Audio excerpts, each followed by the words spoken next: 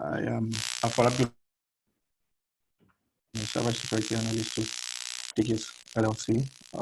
I'll briefly be explaining or running through ARP poisoning and man-in-the-middle attacks, and how man-in-the-middle attacks would actually lead to the compromise of an organization's infrastructure, and then from there, even lead to data leakage or data breach or data compromise. Right. So here is the agenda for today's e-training.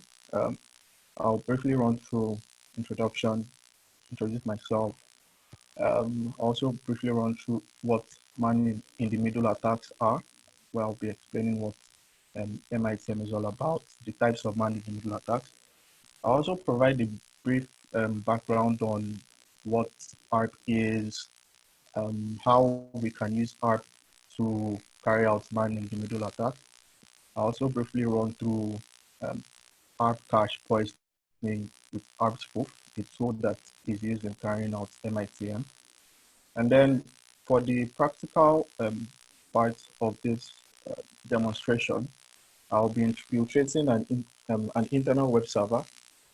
And then from there, I would exploit some security misconfigurations, escalate my privileges to the system owner, exfiltrate sensitive data, and then I'll also speak about how to mitigate these types of attacks. It will be more of a practical situation. So I'm practically going to show you how to mitigate against man-in-the-middle attacks in the context of ARP poisoning or ARP cache poisoning. So without further ado, I'll just get into the presentation.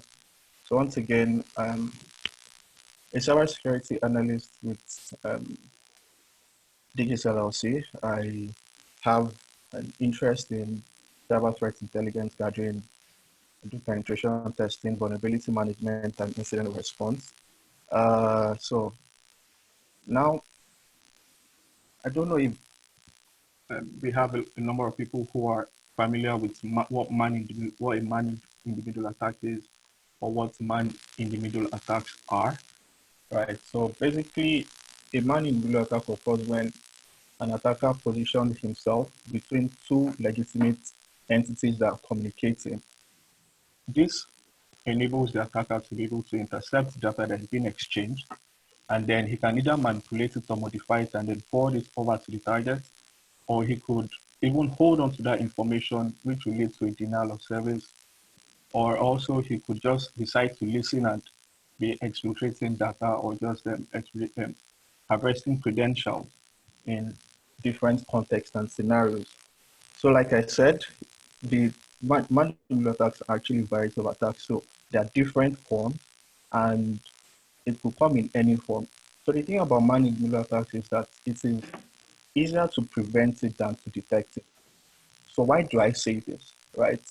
So imagine a scenario where two people are communicating. In this my analogy, right? The bad guy here has positioned himself between two communicating parties.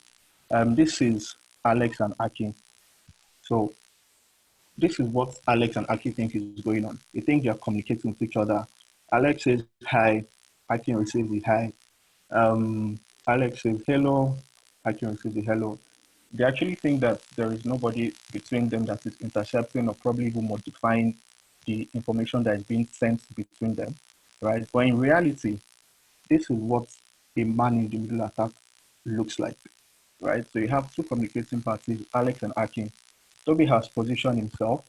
He's probably sniffing the traffic with a packet analyzer, and then he's listening in on whatever is happening between both parties that are communicating, right? So a man-in-the-middle attack can be an attack against confidentiality, integrity, availability.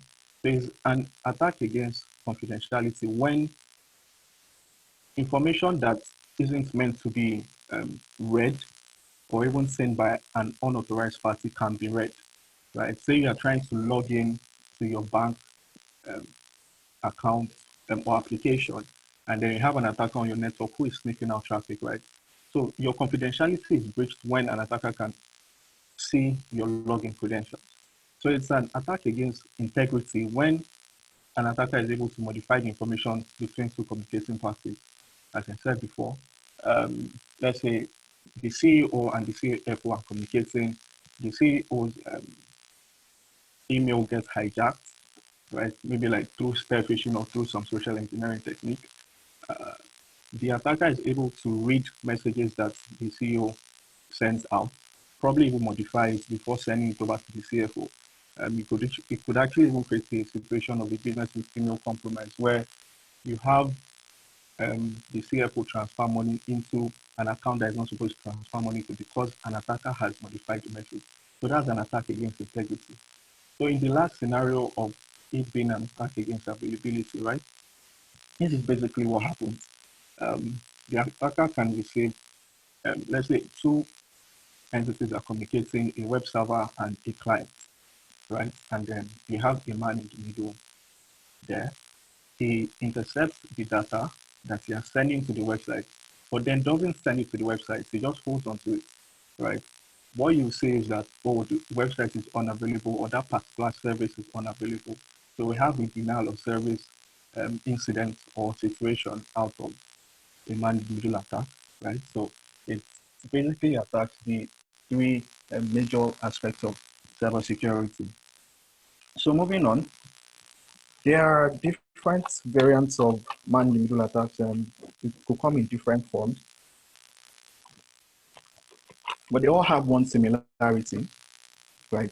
Somebody that is not supposed to be listening on your network, or somebody who is not supposed to be authorized to have access to certain information has access to that information, right? So the first instance of Wi-Fi age dropping, say you are logged into the internet at the coffee shop, and then you're browsing, and then some guy is there listening on his Wireshark.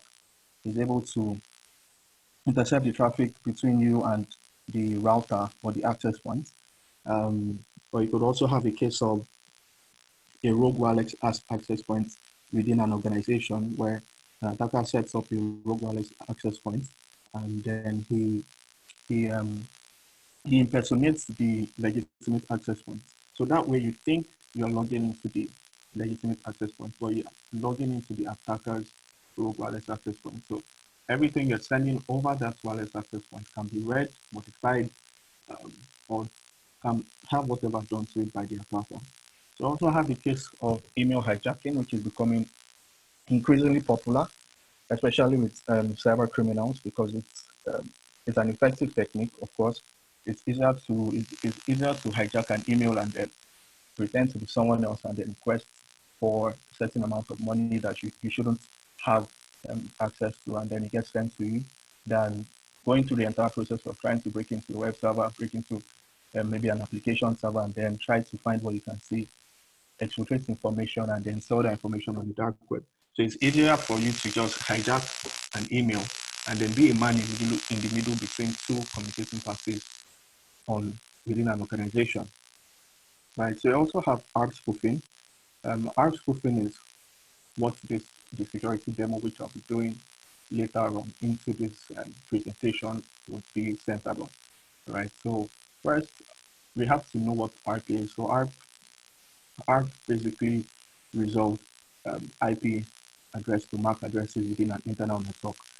So ARP spoofing occurs when the attacker sends out falsified ARP replies to um, maybe like a gateway, and that way you poison the ARP hash. I'll explain that further as we move on during this presentation, but just to give you an overview of what ARP spoofing is, um, it just involves sending out forged ARP replies to probably a gateway or devices communicating on the network. Um, so also another type of MITM attack is DNS spoofing. So DNS resolves domain names to IP addresses and the other way around. So if an attacker is able to poison a DNS cache, then he could impersonate a website. So you think you're communicating with a legitimate website, but then your traffic is being sent to the IP address of an attacker, and then he's able to intercept information that we are sending over the communication channel. And then you also have IP spoofing.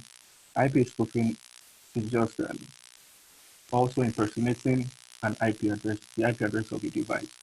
Um, let's say we have within an organization a firewall rule that says that only IP addresses of so and so XYZ is allowed on the network, right? An attacker could, in order for him to gain access to that network, an attacker can spoof the IP address of a legitimate um, host, and then is able to penetrate that particular network, and then we can do what they want. So that's IP spoofing. And I also have man in the browser. So for the man in the browser, man in the attack, um, the attacker would install a Trojan on the browser, on the web browser. So it's able to intercept the communication between the client and the web browser. It's able to read information, and then it can further gain access to the individual systems from the browser. So Money browser involves the installation of a Trojan on the web browser, and then allows the attacker to intercept, modify, and forward data to his probably a command and control server. So moving on, I would just like to provide a little basics. This is probably going to be a little bit of a networking lesson. Yeah, so um, on an internal network, like I said, we have the address resolution protocol that resolves IP addresses to MAC address. So before two devices can communicate, the IP address has to be mapped to the MAC address before packets can be sent to a destination. Let's say, for example, this is Able Corp internal network, right? So we have host A and then we have host B. So host A wants to send data to host B, right? And in order for it to send data to host B, it goes through his ARP cache to see if he has the MAC address of host B, right? So when it goes through its ARP cache and then it doesn't find the MAC address of host B, it then sends out a broadcast to all the devices on the network, right? So it sends out an ARP request. Hey, um, hey, I have this IP address, right? Where's the MAC address, right? So it says who has IP address of 34.40.21.20, and then the machine that has that IP address replies, I have this IP address. Here is my MAC address. So when it sends that, it's stored in the ARP cache, and then the next time it wants to send data to host B, it doesn't have to send an ARP request again. Now there is a very, very big flaw with this particular protocol, right? In the sense that now, say this guy host A sends out an ARP broadcast requesting for the MAC address of a particular IP address he wants to send packet to. Any device on the network, any of these other devices can reply saying that yes, it is the host and here is my MAC address. So the MAC address that will be sent now to this guy can be this guy's MAC address, can be maybe host G's MAC address, right? So anytime host A now wants to send data to host B, he first sends it through host D's MAC address. So if I'm listening on my local NIC, my network interface card of host D, I can sniff out the traffic that is destined for host B, right? Let me create an analogy around it. Let's picture a delivery guy. He's supposed to deliver an item to somebody living on the street, right? And then he takes the package, like probably Junior, and he takes the package. He doesn't know the house number, but he knows the street, right? He knows the street he's supposed to deliver that package to. And then this is how it works. He asked everybody on that street, hey, are you the owner of this package? Is it, are you the owner of this package, right? So anybody on any of the house numbers can reply that they're the owner of that package. So even somebody who is not supposed to receive that package can receive the package. And the wonderful about this is that the first device to respond is the one it accepts. So even if it's not supposed to receive that package, you're able to receive the package that is intended for another user or another person. right? So ARP cache poisoning is what I just explained to you. So it involves sending out forged ARP reply packets to host on the local network. So the technique that the attacker will use now is that he doesn't wait for. Hello, Toby. Sorry to interrupt. Sorry, I just got. I'm not sure. Are you using hands-free or because it looks like it appears the quality of the sound is not really great. Oh, I'm using hands-free. You're using it. Okay, that's kind of. I'm not sure what's happening there because the Is it clear now? It could be network. some noise, kind of cracking noise or something like that. Oh, okay, okay. I'm charging. I plugged in. I plugged in the PC. Can you still hear it now? No, it's better now. Yes. Oh yeah, I plugged in. All right, cool. So you can crack All on. right, sorry. Yeah, no worries. Then Toby, you might want to increase your volume a bit so that people can hear you. You sound a little bit low. Oh, okay. No problem. All right, Thank you. All right, thank you. All right, just let me know if you can't hear me. So ARP catch poisoning with ARP spoof. So basically, ARP poisoning involves sending out forged ARP reply packets to host on a local network. In the scenario of carrying out ARP poisoning, the attacker sits and then sends out false ARP replies, right? So it doesn't wait for a request from anybody. So it just sends it out randomly that, hey, everybody, this is my IP address, and then this is my MAC address. So it's both the IP address of a destination and then adds its own MAC address as part of that reply. So every device can end up sending packets to the attacker.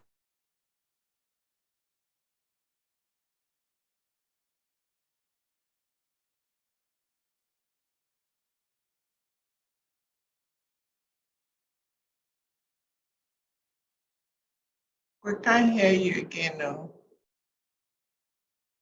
I can't hear you again.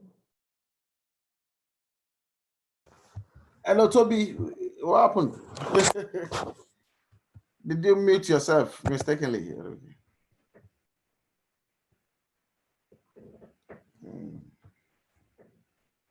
Okay, let me just call him directly.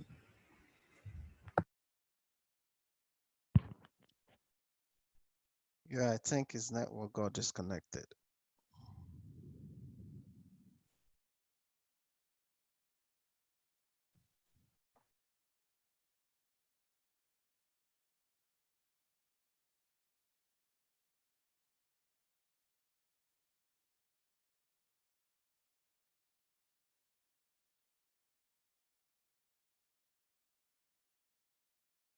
So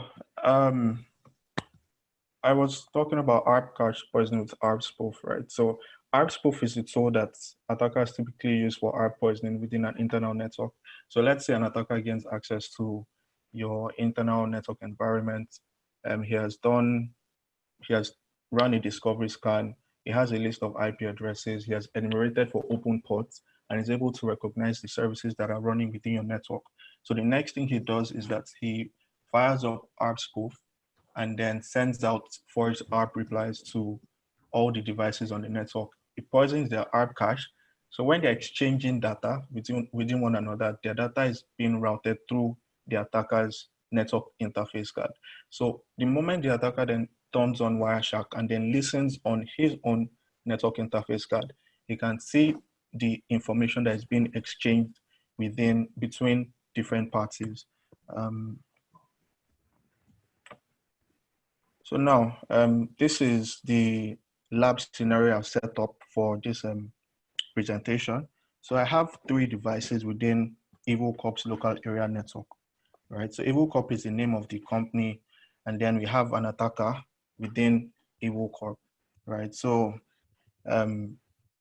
we have an internal web server here that is running on WordPress, and then we also have a Windows 10 machine also that belongs to the IT admin's PC. And then we also have Elliot, who is the attacker that has infiltrated their internal network. And now he's just trying to pivot from one machine to the other and then probably trying to find juicy information to exfiltrate and then go sell on the dark web and then make money. So now, once he has successfully poisoned the ARP cache of all of these devices, so the step one is that when the IT admin sends traffic destined to the web server, say a login attempt, it first goes through Elliot's laptop. And then from Elliot's laptop, he sets up port forwarding to the web server. So login credentials will be sent here. It lands on Elliot's laptop first. He's able to read it. And then once he's able to read it, he gets what he wants and then sends the request to the web server. And then the web server gets the requested page by IT admin, sends it through Elliot, and then Elliot forwards it to IT admin. So IT admin in his mind thinks he has logged in, not knowing that somebody has actually sniffed out his credentials. So I'm going to walk you through the process of how the attack was carried out.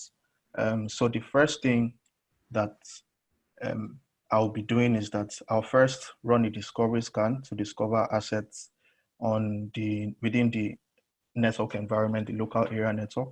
And then the next step would be to enumerate. So attackers typically try to scan for open ports, find out what services are running, what services might be vulnerable, and then exploit that vulnerability, right? So when I find out the open ports and services, I'll move on to ARP cache poisoning using ARP spoof. I would use ARP spoof to poison the ARP cache of the web server and then the IT admin's laptop. So once I'm done with that, I would intercept and sniff out passwords with Wireshark. So I'll try to gain access to the website admin panel using Wireshark.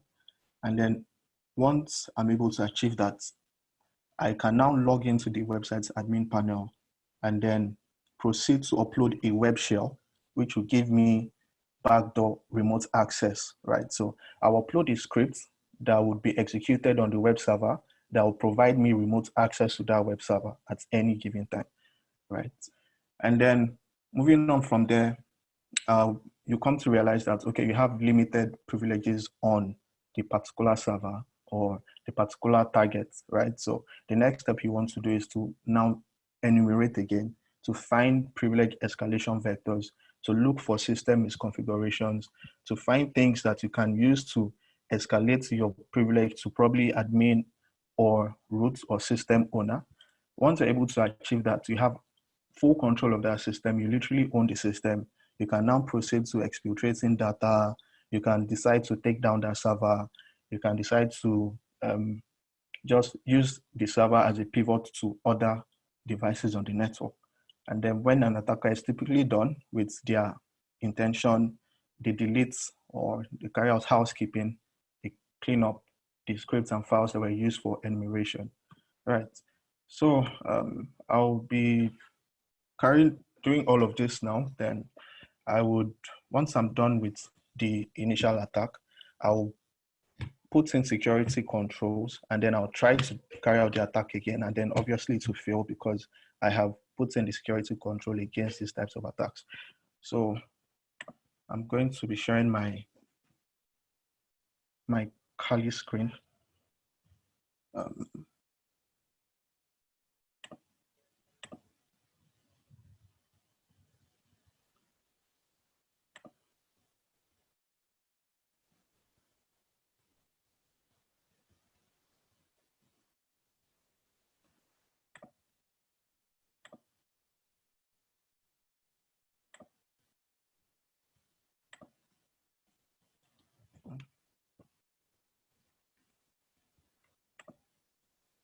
All right.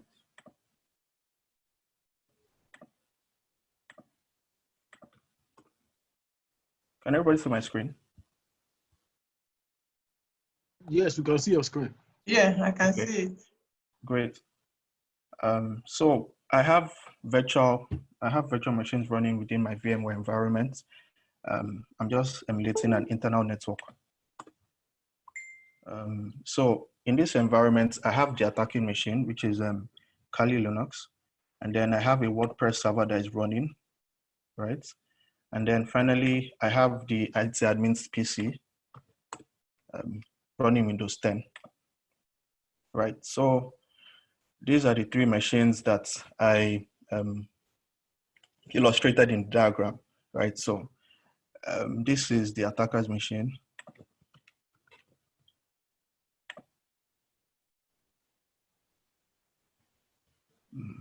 Right, it takes a while to log in. Right, so this is the attacker's machine. As I stated in the procedure or the steps of exploiting the web server or getting access to launching a man-in-the-middle attack and sniffing out traffic, the first thing I want to do is to discover assets on the network, right? So I am on the victims network, and then I want to discover other assets, right? So one of the fastest and easiest way of doing that is using fping. Although you could run a ping sweep scan, that would take a little bit of time sorting out the data to know which hosts are live and which hosts are not. So first thing you want to do is fping. First I need to know what network I'm on. Right, so this is my IP address, the internal IP address of the organization. The subnet max tells me that this is a /24 network, so it's a class C IP address, and then from there I'm able to now scan for hosts on my network. So the network I'm going to scan is the /24 network address. So I run fping.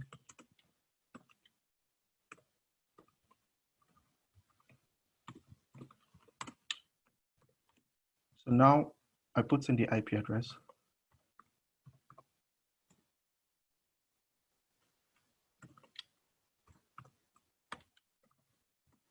So I'll explain what each of these switches do when I'm done typing.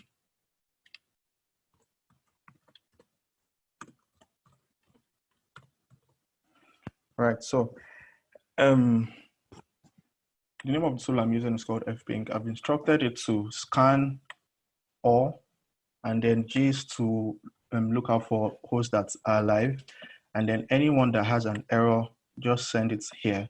So I don't get any error, it just shows me what hosts are live, and then that's it. So when I run that, I learned that there are 4 IP addresses. The first one definitely is the gateway. The second one, we are not sure what device it is. So let's assume I'm an attacker within an organization. I'm not sure what IP address or who owns the IP address. And then these two, I'm not sure who owns this IP address, but definitely I know that this last one is owned by me. So this is my own IP address as indicated here. So now I know that there are 2 hosts that are live on within this network. So we've done the first stage of discovery. Now the next thing is enumeration, right? I'll be using Nmap to scan for open ports and services to be able to differentiate which devices might actually be servers and which devices are just client machines. So as not to take a lot of our time, I'm going to run a fast scan. So it might not show the service version, but it will show the ports that are open and the ones that are closed. So the first device I want to scan is this. Let me set the time for. All right, so right away, the scan ran real quick in a matter of seconds. I have 3 open ports. Port 135 has, port 139 and 145 are for SMB. If this was Windows 7 and it's using SMB v1 and it's not packed for Eternal Blue, then I could easily exploit this to get into the Windows machine, but that's not the scope of this particular demo. The intention is to gain access to the web server.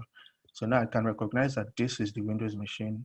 You can actually see here, it says Microsoft DS.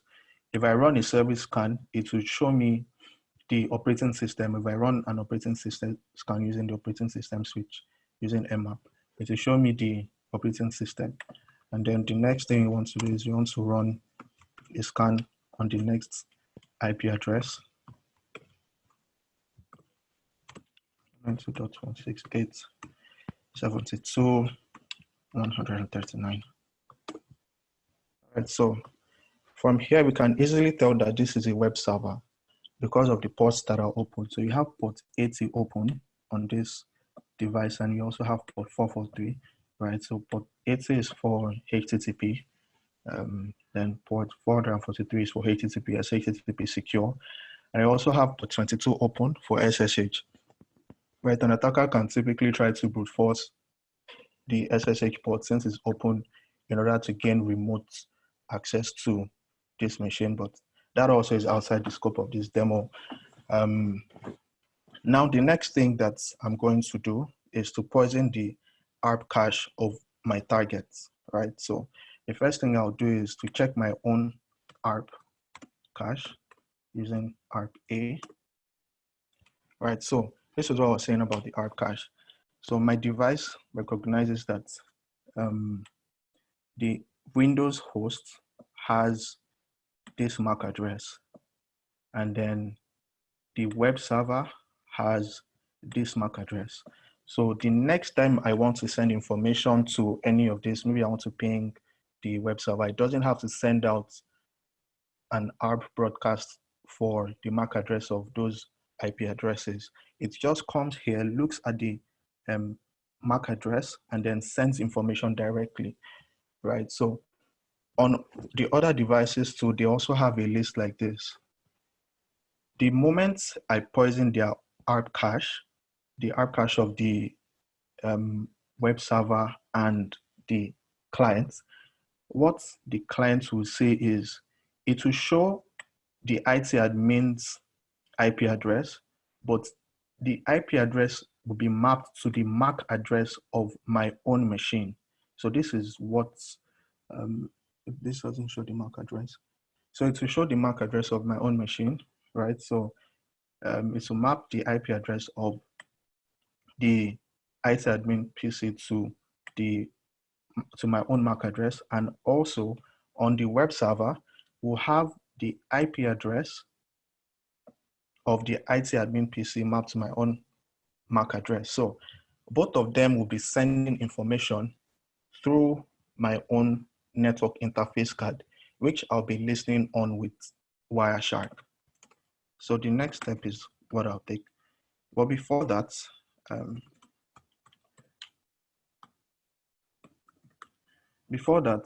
in order not to lead to a denial of service situation, we need to set up port forwarding, right? So I have written a script to enable port forwarding on this machine. So when it receives packets that is listening, that is being sent to it, it forwards it to the proper destination, right? So I've enabled port forwarding. And then the next thing I want to do is to poison the ARP cache of the targets. So the tool is called ARP spoof. So if I do ARP spoof H, it shows the usage of ARP spoof. So you have ARP spoof, the interface you want to listen on, that's your own MAC address of your network interface card. Then the targets comes in here. So the targets would be the IT admin PC and the web server, right? So let me now show you what happens when I type this command in full. So the interface will be my Ethernet interface, which has the MAC address of the internet. Then my targets would be first the IT admin's PC, and then the web server's IP address.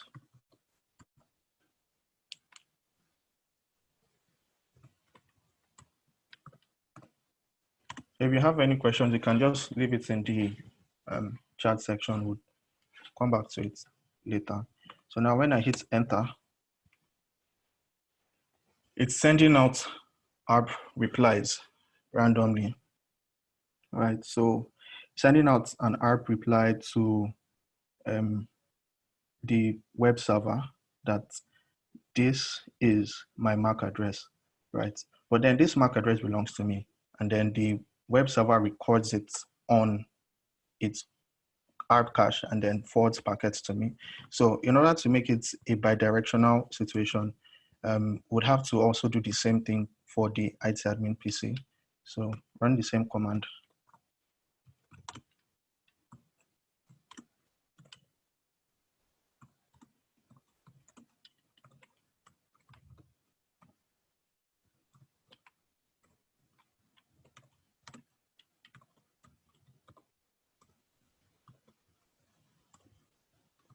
Right.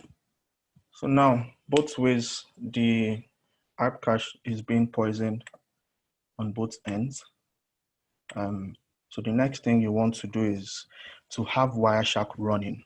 So I'll open Wireshark now.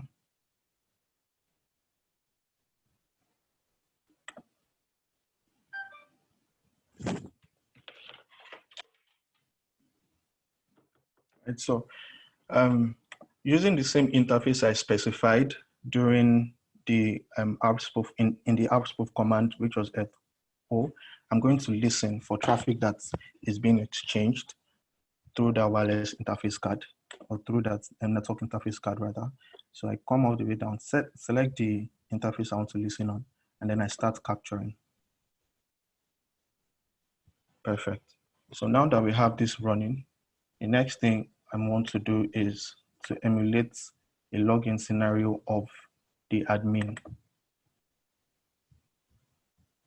So let's say the IT admin wants to log into the web server, probably to carry out administrative tasks. What I'm going to attempt to do now is to sniff out his login credentials from my device. So for this first instance, I'm going to use HTTP. Please kindly take notes. Right, so it's redirecting me to HTTPS.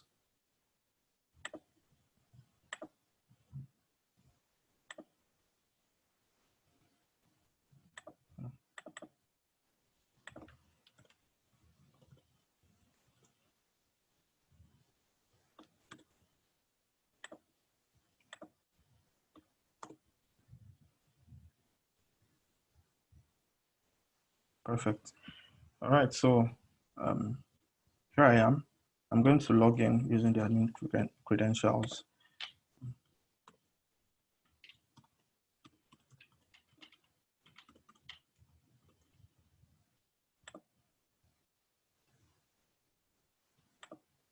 Perfect. I'm logged in. Now I'll go back to my Wireshark to look out for the traffic that I just sent. So first thing you want to do is to stop the capture. And then next thing you want to do is to filter. So if you look here, you can see the source, destination, the protocol, the length, and information, right? So the source is where the information that is being sent has originated from, and then the destination is where the information that has been sent is destined to. And then we have the protocol that was used in transmitting this particular information. And then you have the length of the packet. So the size of the information that was sent is the length, and then information about the packets, like the particular IPv4 packet that was sent is contained here. Right, so you can see here that I do not own any of these addresses. This is the IP address of the web server. No, this is my own IP address rather. And then this is the IP address of .10, ICMP, that was a ping. I'm looking for where the two devices that I do not own communicated. But anyway, once I filter it out, I just want to see this guy, right? So if you come here, you can see there was an exchange between the IT admin's PC, if you recall, .10 and .139, right? It's showing me all types of protocols, but what I'm interested in is HTTP, right? So I would come up here and then filter out that using just typing in HTTP here. It will only show me HTTP traffic. Perfect. Right, so from here, you can see that there was a GET request from the IT admin's PC that was sent to the web server. So it asks it to get the login page, the admin login page. Then once it received it received a 200 OK. A 200 OK was sent. Code 200 means that, okay, your request is valid, and then here goes the web page you requested for. So now the web server replies with a 200 OK to the IT admin's PC. That's when the page loaded. And then what happened next was that the IT admin tries to log in to the web server, right? So it sends a post request to the web server, right? When you follow this stream, you should be able to see what was exchanged. Perfect.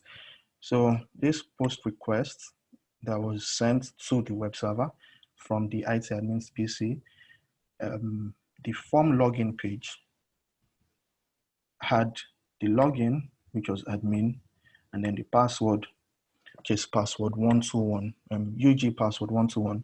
And by every standard, this password is kind of strong because it has uppercase, lowercase, and then special characters.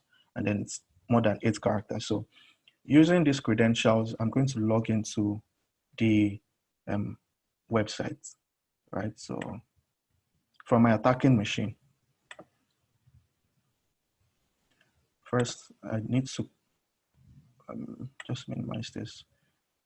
So now let me try to log into the web server using the credentials that I sniffed out.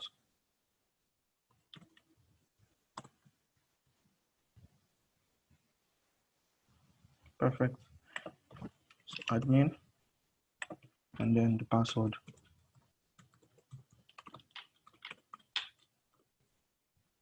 Right. So now I'm able to log in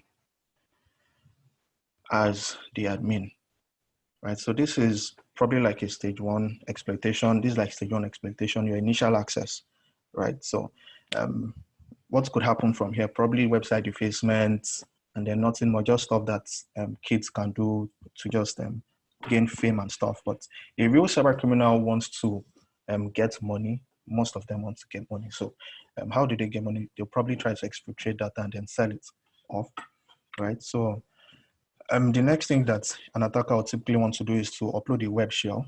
The web shell will run a command that will provide me remote access to the web server. So I have direct access to the web server. I can see all of the things that are stored on the web server. If there's a database there, for people who have their database server and the web server installed on the same server, that's bad practice, because once your web server is compromised, your database is also compromised, right? So typically, this is a hack, right? Every WordPress website, I believe every WordPress website, regardless of the version that's running, as long as you don't have a web application firewall installed on that web server, or even a firewall at all, this works on every WordPress website. Now, when I come to appearance and theme editor, I can see a couple of default pages and themes, right? On this left-hand side, you can see a couple of pages, PHP pages and all. Let me close Wireshark so my system doesn't freeze. Right, so I can see a couple of pages here. So what I'm going to do is I'm going to replace the code of one of these pages with a malicious script, which will be executed by the web server and will provide me remote access to the web server. But the first thing I want to do is to get my web shell. So I already have a web shell written in PHP. So let me open it and explain what's going on there. Right, so this is a PHP script. The main aspect of focus is the instruction of telling the script that, hey, connect to this IP address, which is going to be my IP address on this particular port, and then execute a shell, right? So when I upload this to the web server would connect to me. I'll be listening on this particular port, and then to connect to me and then execute a shell, and then I have access to the web server. So I'm going to copy this out, and then I'll replace this code here. It's my malicious code. Updated the file, right? The next thing you want to do typically is to set up a listener using netcat. I'm listening on port 443 as indicated within the malicious code that I showed before. I'm going to minimize this a little.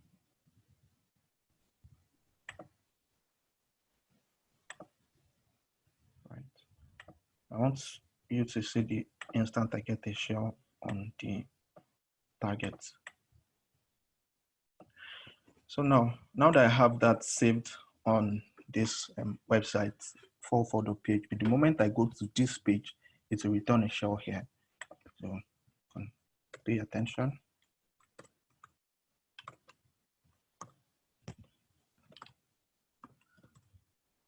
So WP content, themes, and then 2019, and then 404.php. Right, so it executes, and then I get a shell. Right, so I have remote access to that server. So this particular shell is running as www data, which is quite limited, and I would like to elevate my privileges to system owner. But then before that, I would like to break out of this restricted shell.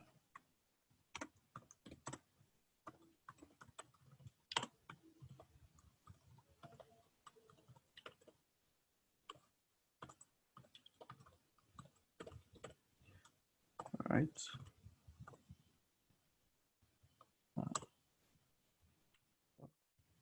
Exactly. So I've broken out of the restricted shell, and then the next thing I want to do is to upload my enumeration scripts to this device. So what I typically use to transfer files to my targets is I set up a web server on my attacking machine, and then I use the target machine to download whatever I want to download to the target machine. So once I do ls, you can see I have a script named SUID finder. Because I was the one that created this lab environment, I know the security misconfiguration I enabled here. So just note, so we spend much time doing enumeration, I just wrote a script that would go for that particular vulnerability that exists on that web server. So the first thing I want to do is to set up a web server here. Port 80. I spelled Python wrongly.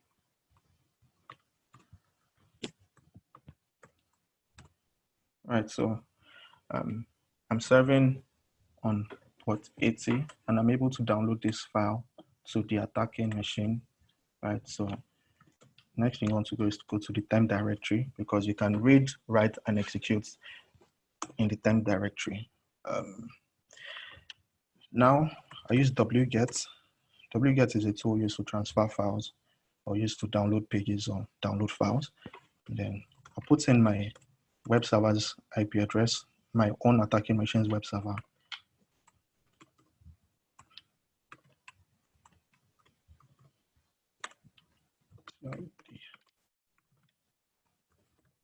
Right, so now I have successfully downloaded the script to the machine. I believe I had one here before.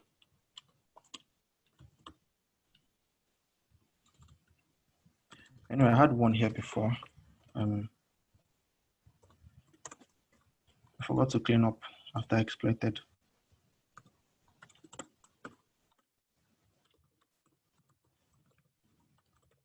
So now what I'm basically doing is that I'm making this file executable. And so by using this switch, I'm able to change this file to an executable file, and then now I can run it. So the next thing you do is to run it.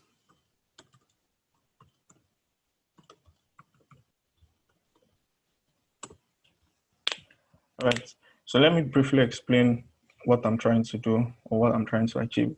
There are certain binaries that run on systems with privilege permission. So anybody can run that binary and use it to gain admin access. So let's say, for example, you have I don't know, any exe file that is running, maybe chrome.exe is running as administrator. You know, sometimes you can decide to run a file as administrator. So imagine being able to set it permanently that anytime you run Chrome, let it run as administrator. An attacker who gains access to your system can use that to elevate his privileges to an admin user because of that security misconfigurations. So it is quite important for people, probably you're setting up a server, ensure that you don't have those files that would allow a non-privileged user to run as a privileged user, right? So if I view the permissions of all of these files, it will show that they have an SUID, a sticky bit key. So looking at all of these files, find is a binary, this is a binary, this is a binary, all of these are binaries, right? But find shouldn't have that permission because there's a website you can go to look for binaries that can be exploited to provide you privileged access, right? So when I go to tfobins.io,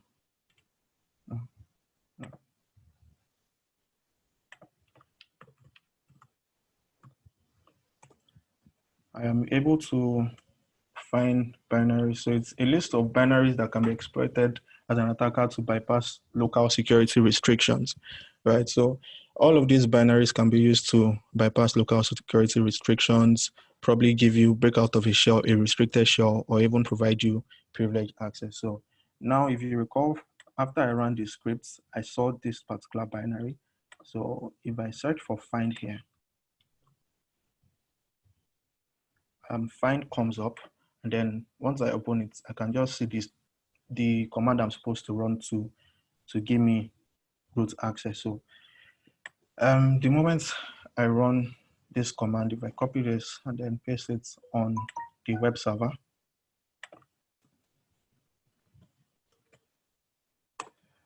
I immediately get root access on the web server. So if I run the command, who am I? It says I'm root, but initially I was this person, this user, www data, but now I have root access. I can go to any location on this particular server and do whatever I want to do. So let me exit first, right? And let me show you something. I want to go to the home directory without having privileged access. So these are all of the directories. And then this directory is owned by root. So it's only root that has permissions. If I do ls, if I list the directory, I can see the permissions of each directory. Let's just pay attention to these permissions here. So you have D means that it's a directory, that this is a directory. Then the first three refers to the permission of the owner, right? So it says that roots can read, roots can write, and roots can execute whatever within this directory. And then for the next three, it says the probably it's a group that the group users can read and execute, right? They can't write. And it's also for the last set of users, maybe non-privileged users, you can say, it says you can only read, you can't write, but you can execute. So that is why if I try to go into this directory, because I don't have read access, it's only root that has read access here. Because I don't have read access, it's told me permission denied. See, it says permission denied. But now, if I run that script again, the one I got from GTF opens, now I am root. If I try to go into the root directory, I now have permissions, right? See, it didn't stop me. So apparently root has a document. When I go into documents, let's see what's contained there.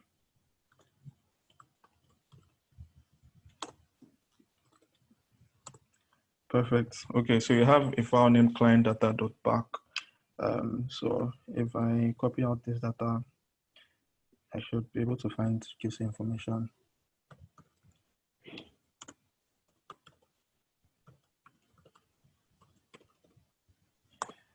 Perfect. All right, so apparently this file contains names of people, credit card information, email addresses, and then their home address. So this is sensitive data that's been exposed. An attacker can decide to exfiltrate this information, and when he exfiltrates it, he puts it up for sale on the dark web. And that is how you hear, oh, company XYZ got breached or company ABC got breached, because an attacker was able to exploit security misconfiguration, got access to where it was not supposed to get access to, and then probably exfiltrated information, and then it became very well known. All right, moving on. Now I've been able to show you how you can go from poisoning the ARP, ARP poisoning, to gaining root access on the system. So now we would, I may not need to go through the entire process of cleaning up, but so typically as an attacker, you want to delete these files that you used.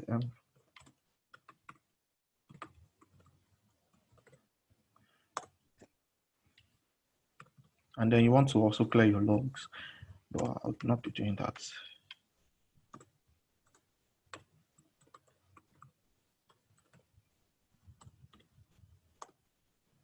Right, so probably during investigation, cleared my tracks, but a very good forensics guy will be able to detect that that was what I used. But typical house cleaning involves that, or housekeeping involves that. So now I can like to exit. All right, so let's go on to mitigation and mitigating these types of attacks. Right, so I was able to show you how all of this happened. Right, I first carried out asset discovery. I enumerated, found the services running on each IP address, and then I poisoned the ARP cache, intercepted by sniffing out passwords, exploited the web server, escalated my privileges. Data exfiltration would involve me just copying the file to a writable directory and then downloading it to my target system. And then housekeeping was where I deleted the files that I used. So now let's go to best practices for mitigating man-in-the-middle attacks. So there is a number of things you can do, but for this context, in what I did, if say for example you have your wireless access point and then your password is weak, an attacker gains access to your enterprise environment, is able to listen on information that is being exchanged. That's an entry point. So you should also always try to implement strong wireless equivalent privacy and encryption on access points within your environment, and try to avoid the use of say something like WPA, all those outdated encryption algorithms, and also force the use of HTTPS. So you might look at it that it's an internal server. Nobody will try to attack us, or there's no need to be so rigid in implementing security, right? HTTPS just encrypts the traffic that is being sent between the clients and the server, right? So if you are able to implement HTTPS, which I'll be showing you what would happen if we had HTTPS within an environment, you're able to implement HTTPS, an attacker would not be able to read data that is being sent, because without HTTPS, it's being sent in clear text. But with HTTPS, you're encrypting that traffic, and then an attacker is unable to read it. Although there are tools you can use for sniffing out HTTPS traffic, tools like AirTag, this is for SSL stripping. But at least it's a measure, because in the case of man-in-the-middle attacks, it's it's more of preventing it than detecting. It's harder to detect than to prevent it. Also, you could also use virtual private network, set up a tunnel, right? So um, information that's being exchanged between the host and the server is being tunneled through VPN. So an attacker can't listen on what is being sent or what is being exchanged because it is obviously encrypted. And also, make sure you use strong router login credentials. I've seen a scenario of where some ISP guys came to come and set up an access point within an organization, and then they use the default password, right, of the router. So I was able to log into the router, change the router's passwords, and everybody did not have access to the internet because I was able to change the router's passwords. Or alternatively, an attacker typically wants to set up port forwarding. So when he sets up port forwarding, all of the traffic that is being sent to the router is forwarded to another IP address. So that's how to prevent. Those are some of the best practices in preventing man-in-the-middle attacks. Moving back, if you recall the types of man-in-the-middle attacks I illustrated, in the case of, say, like email hijacking, you can avoid, confirm, like probably you got an email from your boss, right? Confirm that it actually came from him before you decide to take action, especially when it involves things like money, right? You can like to confirm, double check, put a call across and ensure that the information actually came from him. In the case of rogue wireless access points, right? You want to use a VPN, like I also stated. If you are using public Wi-Fi, make sure you use a VPN so that your traffic is not going to be sniffed by an attacker. So I'll just briefly run through the mitigation of man-in-the-middle attacks when it comes to ARP spoofing, right? So this time I am going to log out, and then instead of using HTTP, I'm going to be using HTTPS instead to log in because the web server has port 443 open, which is for HTTPS. So I'm going to start listening again. Perfect. So now I have HTTPS. So I'll do HTTPS.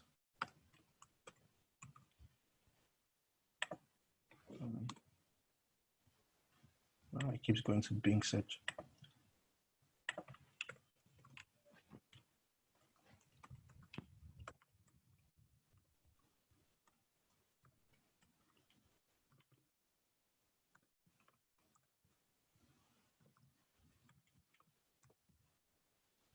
Right.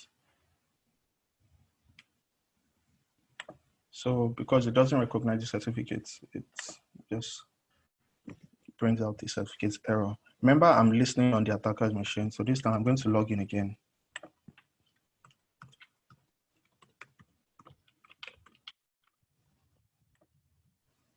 Perfect. So now I'm logged in. Let's see what we have here.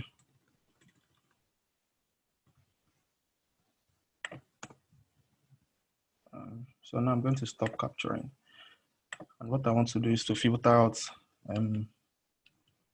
all traffic that's been destined for port 443.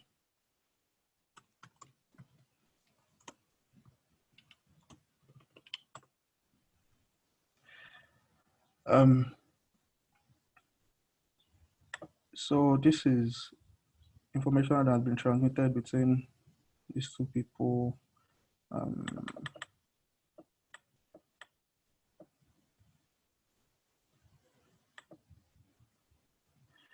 Anyway, if you look at application data, because application data is what contains what is being sent or what is being exchanged between the client and then the host.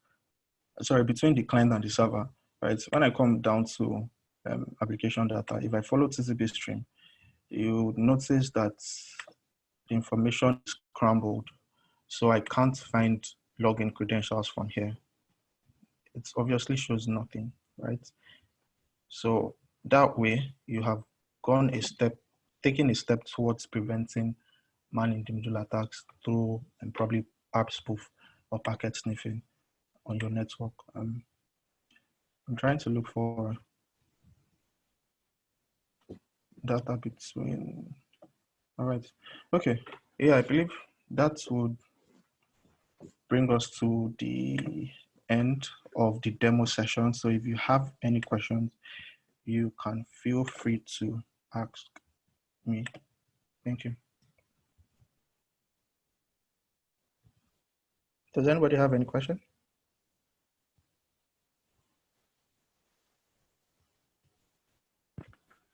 Okay.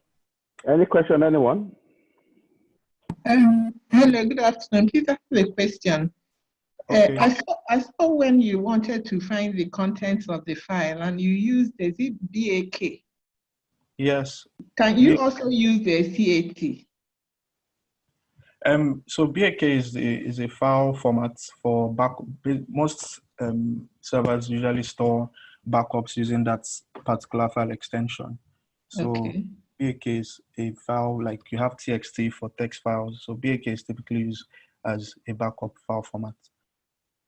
Okay, but can you also use CAT? CAT. Yeah. Okay, to read out the contents of that file. Yes, you can use CAT, but Okay. because I really populated that file with a lot of data, so it's occupied the entire screen. I just put head to show the top part of that particular file, just maybe the first few lines. Okay, thank you. All right.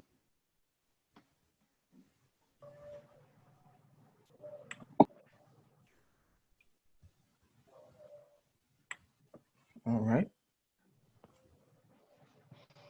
Any other question, please? Okay. All right, cool. If there's not any other question, we just have to thank Toby for this wonderful presentation on ARP spoof ARP poisoning in terms of man-in-the-middle attack. And I think there's a disclaimer we should have made earlier on before the presentation, which I'm just going to quickly make on behalf of the Cybersecurity Expert Association of Nigeria. That the presentation made today by Toby is for educational purpose only, and also for research purpose. We do not expect people to start, implementing man-in-the-middle attacks or doing unauthorized hacking. It is against the ethics and what Cybersecurity Expert Association of Nigeria